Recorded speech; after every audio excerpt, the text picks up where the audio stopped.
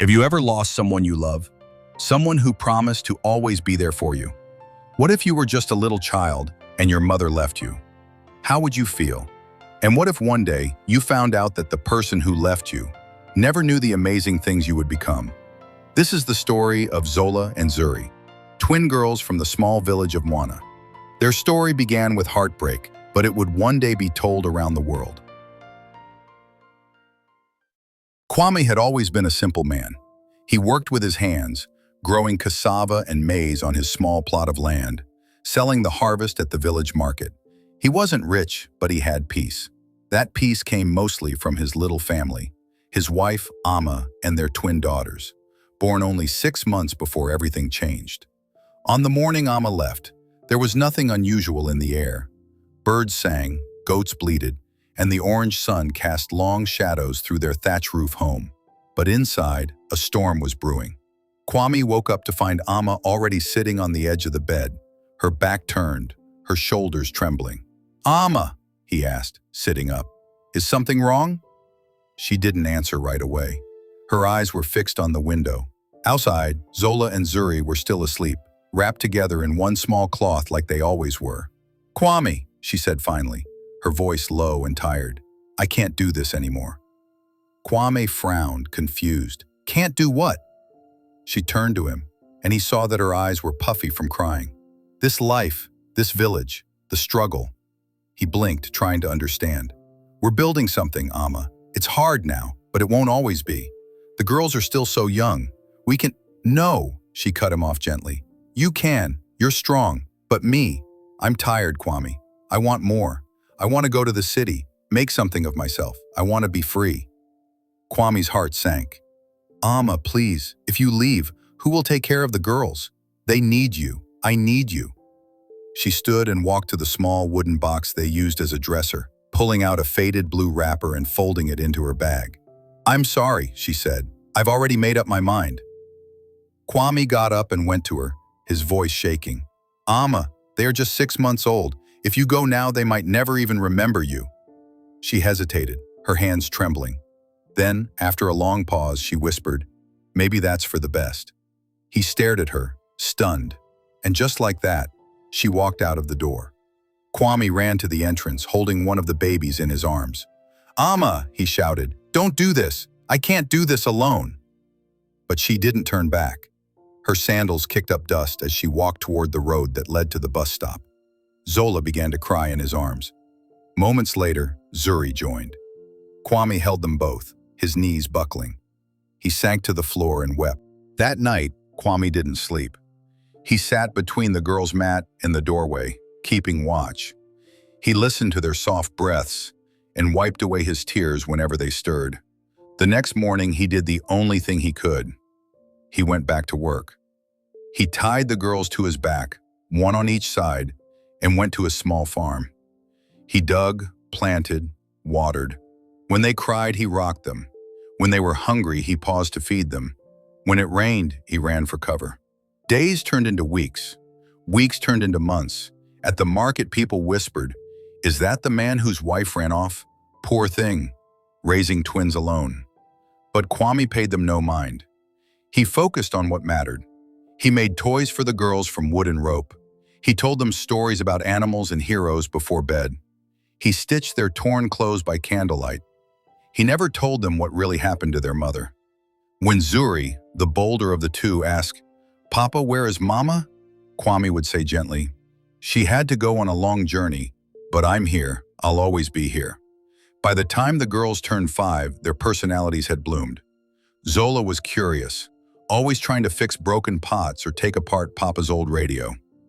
Zuri, sharp and confident, loved counting cowries and asking villagers to trade her beaded bracelets for fruit. One day, Kwame brought home an old wheelbarrow that had been left for scrap. Zola's eyes lit up. "Can I fix it, Papa?" He smiled. "If you can figure it out, it's yours." She did. With Zuri helping to clean and organize, the twins turned that broken wheelbarrow into a small moving shop. They started selling roasted ground nuts and handmade toys. "Zola fixes, Zuri sells," they would say proudly, and the village began to notice.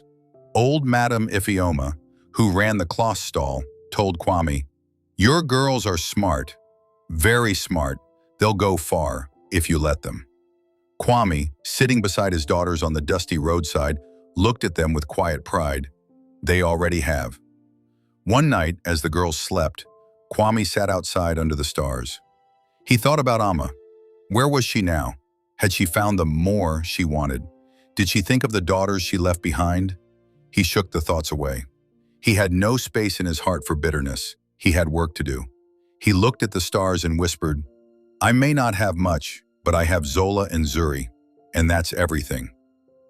And somewhere, far away, in a crowded city filled with lights and loneliness, Amma sat by a window, staring out at the night. In her hands was an old photo, a picture of her holding the twins. She held it to her chest and closed her eyes. Kwame had promised to raise Zola and Zuri right. He promised to fill their lives with love and security despite the absence of their mother Amma. But some promises are harder to keep than others.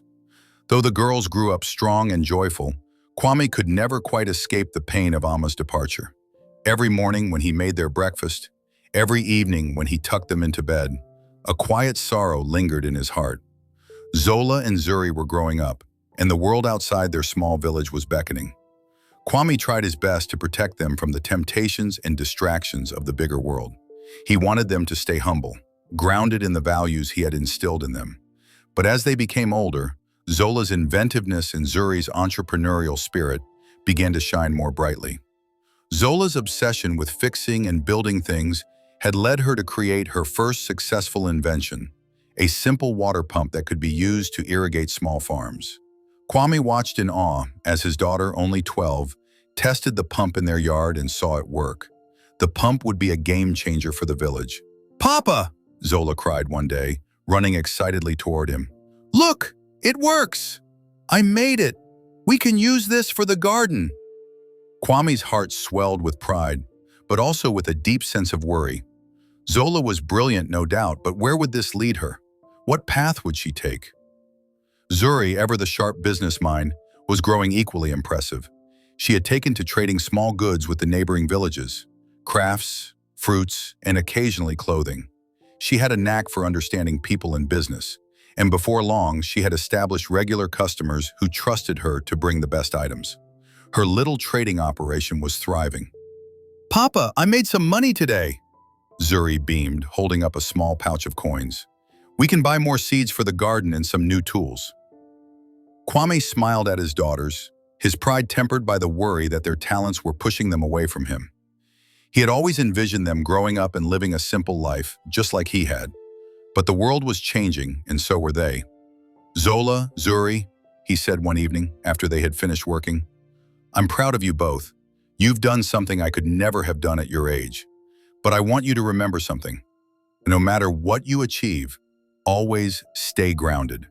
Always remember where you came from and the values we've lived by." The girls nodded, but Kwame could tell they were restless. They were curious, driven, and more than just the children they had been a few short years ago.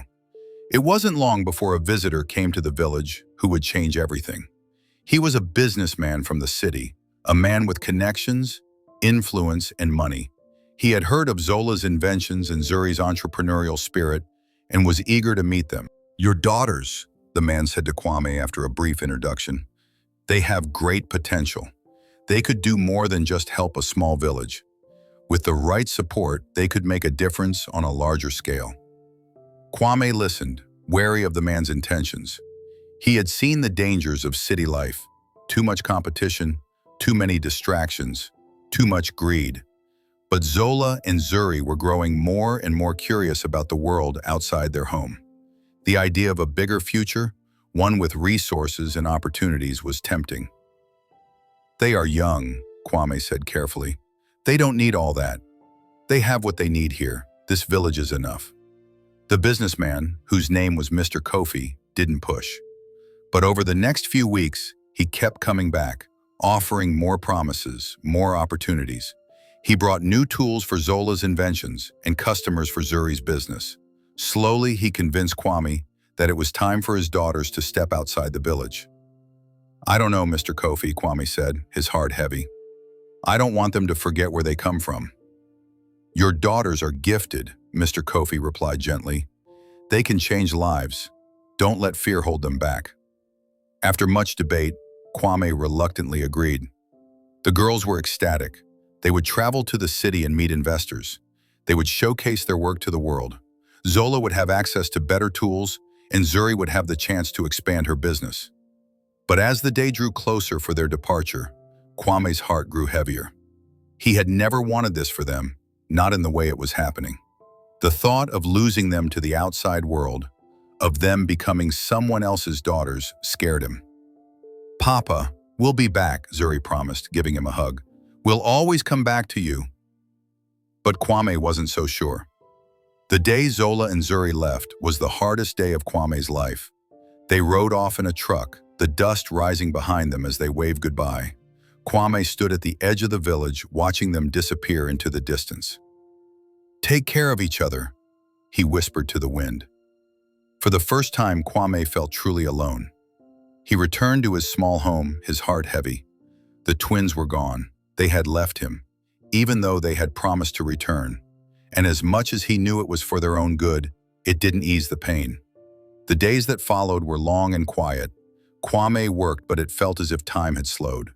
He kept himself busy, but he couldn't ignore the silence that filled his home. Then one afternoon, a letter arrived. It was from Zola and Zuri. They had made it to the city and things were happening fast. They had met with investors who believed in their ideas.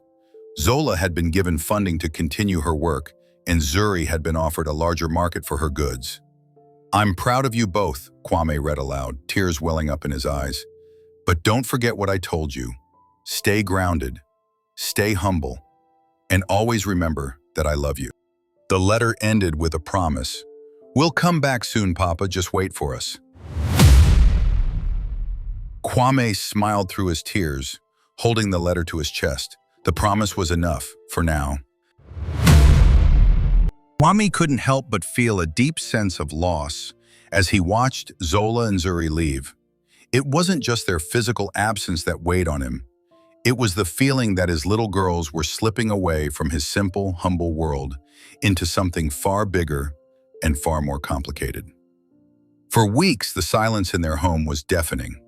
The laughter that once filled their house, the sound of tiny feet running about, was now replaced by the stillness of an empty space.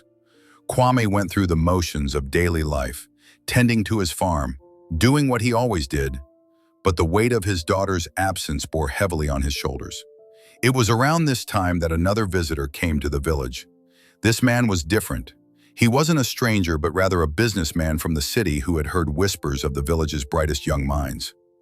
Mr. Kofi had heard about the inventions that Zola had been working on, the same inventions that had caught the attention of investors. He had also heard of Zuri's natural business savvy, how she had turned a small market into a growing operation with her wit and charm. He was eager to meet them. Kwame wasn't sure how to feel about it. Zola and Zuri were still fresh in the city, barely settling in, and here was someone already trying to capitalize on their success.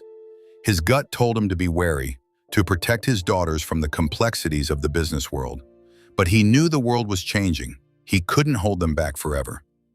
The next day, Mr. Kofi appeared at Kwame's doorstep, dressed in a crisp, tailored suit and carrying a leather briefcase. He introduced himself, and his words were smooth, confident, and to the point. He was here to talk about the future. I've heard a lot about your daughters, Mr. Kofi began, and I think they have the potential to do something much bigger than anything we've seen in this village. You've raised them well, Kwame, but they need guidance. They need resources to truly succeed. Kwame wasn't sure if he liked the sound of that. The businessman was eager, almost impatient, and yet Kwame couldn't deny the truth in his words. His daughters had potential, tremendous potential, but were they ready for the world that awaited them? Were they ready for what it might cost them? I don't know, Kwame said, his voice measured. They're still young, Mr. Kofi. They've only just started. The world you speak of, it's not as simple as you make it sound. Mr. Kofi smiled, a knowing look in his eyes. I understand your hesitation, but I'm not asking for much. I'm offering them a partnership, a way to make their dreams come true. This is an opportunity, Kwame, one they can't afford to miss. Kwame shifted uncomfortably, but he knew deep down that his daughters had already made up their minds. Zola and Zuri were no longer just children. They were young women with their own dreams, and if they were going to succeed, they would have to take risks. Perhaps Mr. Kofi was right. Perhaps this was the opportunity they needed. After much contemplation, Kwame finally agreed. He didn't like the idea of it, but he knew it was time for his daughters to move forward, to step into a bigger world than the one he had built for them. The next few days were a whirlwind of activity. Mr. Kofi took Zola and Zuri under his wing, introducing them to influential figures in the city, helping them secure funding for Zola's inventions and connections for Zuri's business ventures. The twins were thrilled. They had the resources, the tools, and the contacts they needed to take their projects to new heights. Zola, with her inventive mind, developed a more sophisticated version of her water pump. It wasn't just for small farms anymore. It could be scaled to provide water to entire communities. Zuri, using the knowledge she had gained, expanded their market, bringing in more customers than ever before. Kwame visited them in the city from time to time, watching with pride as his daughters worked tirelessly to make their mark. He could see their success unfolding before his eyes, but there was still a part of him that longed for the simpler days when they would sit together and talk, when he could still protect them from the weight of the world. One evening, Zola and Zuri returned to visit. Their faces were alight with excitement, their hands full of paperwork and ideas. They were no longer the little girls he once knew. They were growing into powerful young women, capable of changing the world. "Papa," Zola said, her voice bubbling with enthusiasm, "we've done it. We've got funding for the water project. It's going to change everything." Zuri, with her usual energy, added, "We've also expanded the market. We've got investors now, people who believe in what we're doing. It's happening, Papa. It's really happening." Kwame smiled, proud but overwhelmed. His daughters had done it. They had turned their ideas into reality. They were no longer just his little girls. They were entrepreneurs, innovators, and leaders in their own right. But even as he celebrated their success, a part of him couldn't help but feel a sense of loss. The girls who had once run around his farm, who had once filled their home with laughter, were no longer the same. They were becoming part of a world that was foreign to him, a world where ambition and competition ruled. He had always wanted them to be happy, but he had also wanted them to stay close, to never lose sight of the values he had raised them with. That night, after the girls had gone to bed, Kwame sat outside in the quiet of the village, staring at the stars. He thought about his wife, Alma, and the way she had walked away from their family. He thought about Zola and Zuri, about how far they had come and how much they had yet to learn.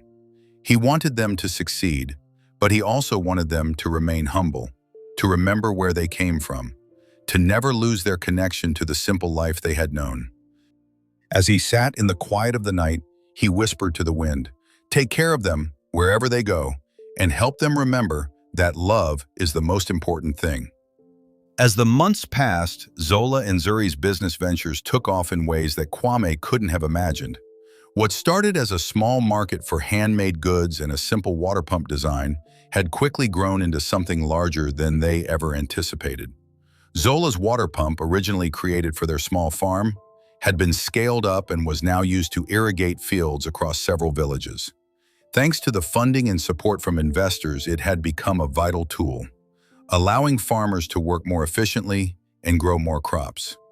The success of her invention caught the attention of large-scale agricultural companies who wanted to partner with her to distribute it across other regions. Zuri, with her natural knack for business, expanded their market even further. She didn't just sell handmade items anymore. She organized trade routes, brokered deals with wholesalers, and worked with major companies to promote their goods. Her efforts paid off, and soon their little operation had turned into a thriving enterprise that was known throughout the city and beyond. But with success came new challenges. The girls, once so closely tied to their father's humble life, were now part of the bustling world of business, finance, and international trade. They had become figures to be reckoned with in the entrepreneurial world, and they had started to feel the weight of their growing responsibilities. Kwame watched as the twins changed before his eyes. He was proud of them, yes, but there was an undercurrent of sadness he couldn't shake. The girls were no longer the children who ran around his farm, laughing and playing in the fields. They had grown into powerful, determined young women. Yet in their pursuit of success, they were becoming more and more distant from the world he had raised them in. One evening, after a long day of meetings with investors, Zola and Zuri returned to the village for a short visit. The moment they stepped off the bus, Kwame could see the exhaustion on their faces.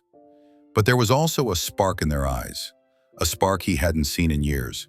They were excited, eager to share what they had accomplished. "Papa," Zola exclaimed, rushing into his arms, "we've secured a major deal with a large corporation. They want to help fund our projects. It's going to take everything we've done to the next level." Zuri, standing beside her, smiled brightly. "And I've just signed a contract with a global distributor for the goods. Our market is growing faster than we ever thought possible." Kwame smiled, trying to keep his pride and his sadness from showing. His daughters had done what he never thought possible. They had achieved more than he could ever dream for them. But the joy he felt was bittersweet.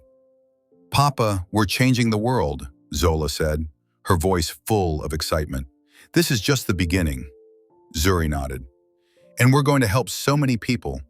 This is bigger than anything we ever imagined." Kwame, though proud, couldn't help but feel the gap widening between them. They were speaking a language he didn't quite understand. They were talking about money, deals, and partnerships, things he had never been part of. His world was simple, grounded in hard work and love. The world they were building was much bigger than that. Later that evening, as they sat together around the fire, Kwame looked at his daughters carefully. He wanted to say something that would make them understand how important it was to stay humble, to remember their roots. "Zola, Zuri," he began, his voice calm yet heavy with emotion. "I'm proud of what you've done, more proud than I can express. But I want you to remember this always. Success isn't just in how much you have or how far you go. It's in how you treat others, in how you keep your hearts pure and your feet grounded."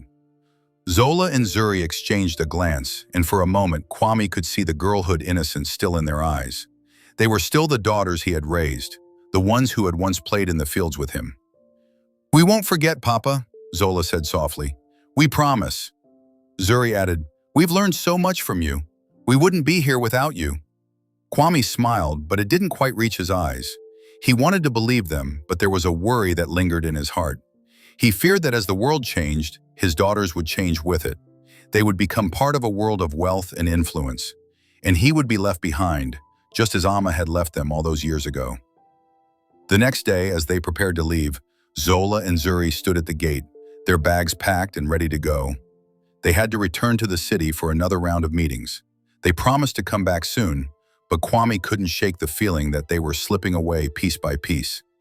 "Take care of yourselves, my daughters," Kwame said, his voice thick with emotion. "And remember, no matter how far you go, this will always be your home."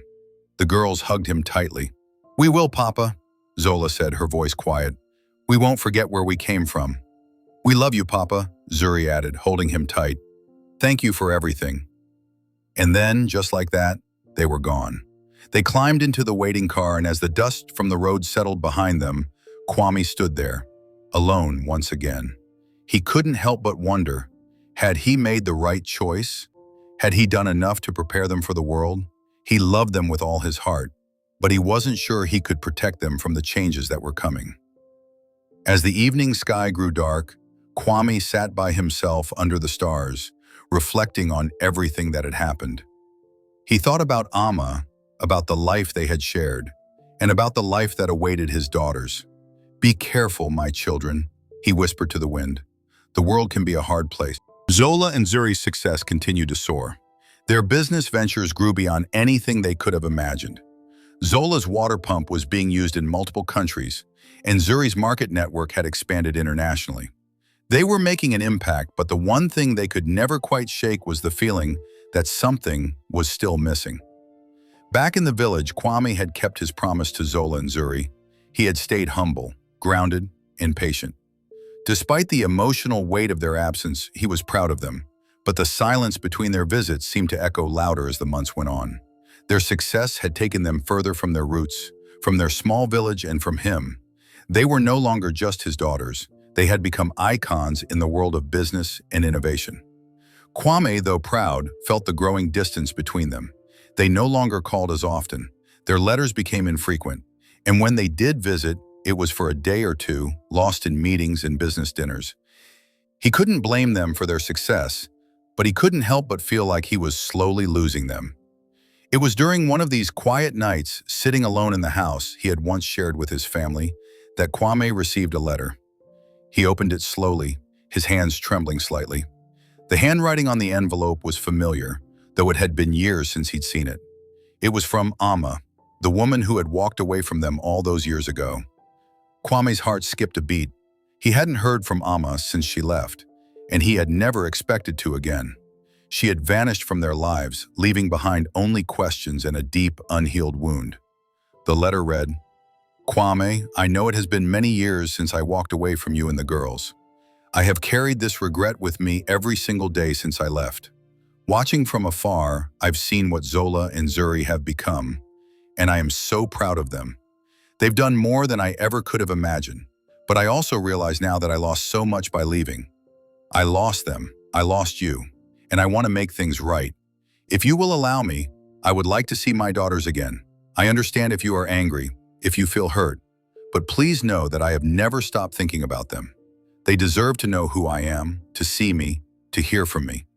Please let me know if you are willing to meet. With love, Amma." Kwame sat there in silence for a long time, staring at the letter in his hands. He had never expected this. Over the years, he had accepted that Amma was gone. He had come to terms with the fact that his life and his daughters' lives would move on without her. But reading her words brought all the old emotions flooding back. Pain, anger, and a deep sense of loss. But there was something else there too, the hope for closure. Amma wanted to make things right, and perhaps, just perhaps, his daughters could benefit from hearing her side, from understanding why she left. He couldn't make the decision for Zola and Zuri, but he knew one thing: they had the right to know. And so, he wrote back. The day Amma arrived in the village was a strange one. Zola and Zuri had not yet returned from their latest business trip, and Kwame wasn't sure how to prepare them. He didn't know what to expect from the meeting. Amma was older now, more fragile, with deep lines etched into her face. But when she saw him standing at the gate, she smiled, just a little, and the years between them seemed to melt away, if only for a moment. Kwame didn't know what to say at first. The anger he had held in his heart for so long had softened, but it still lingered. "You've changed, Amma," he said quietly. Amma nodded, her eyes brimming with tears. "I know, Kwame, I'm sorry. I've lost so much. I thought I could find something better than what I had with you, with the girls, but I was wrong." She paused, as if searching for the right words. "I've watched them grow.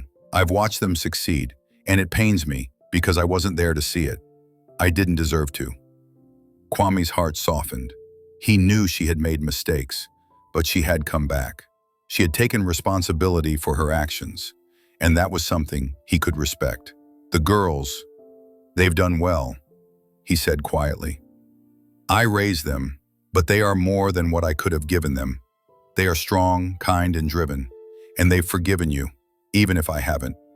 Amma's eyes filled with tears. "I've never stopped loving them or you. I just didn't know how to come back. And now here I am, asking for a chance to be a part of their lives again." Kwame sighed deeply. "It won't be easy," he said, his voice rough. "But they need to hear your side. They need to know why you left. I can't speak for them, but I will let them decide." Later that evening, when Zola and Zuri arrived, they were shocked to find Amma sitting in the living room. The years had passed, but the sting of her absence was still fresh in their hearts. They stood there for a long moment, unsure of how to react. Then Zola, ever the more understanding of the two, walked over and sat beside her mother. "Mama," she said softly, "I've missed you." Zuri stood at the door, her arms crossed, watching the reunion unfold. It was clear she hadn't forgiven Amma entirely, but she wasn't angry. She was cautious. "Why did you leave?" she asked, her voice steady but filled with emotion. Amma took a deep breath. "I was lost, Zuri. I thought leaving would make things better. I thought I needed something else, but all I did was leave behind the most important people in my life. And now I'm here, asking for your forgiveness." Zola and Zuri sat in silence for a long while, processing the pain, the love, and the confusion they felt. But slowly over time, the anger faded. They realized that their mother's absence had shaped them, but it didn't define them. They were strong, they were resilient, and they had learned to live without her. But now they had the chance to forgive, and they chose to. "We forgive you, Mama," Zola whispered. "But it's not just about saying sorry. It's about showing up now, showing us who you are now." Amma nodded, tears streaming down her face. "I will. I'll do whatever it takes." And for the first time in years, the family was whole again, not in the way they had once been, but in a new way. A way that was built on forgiveness, understanding, and the love that had never truly gone away. True wealth is not in what you have, but in who you are. Family, love, and forgiveness are the greatest treasures of all. If you enjoyed this story, please like, share, and subscribe. Let us know how forgiveness and family have shaped your journey. Stay tuned for more stories that inspire love, hope, and the power of second chances.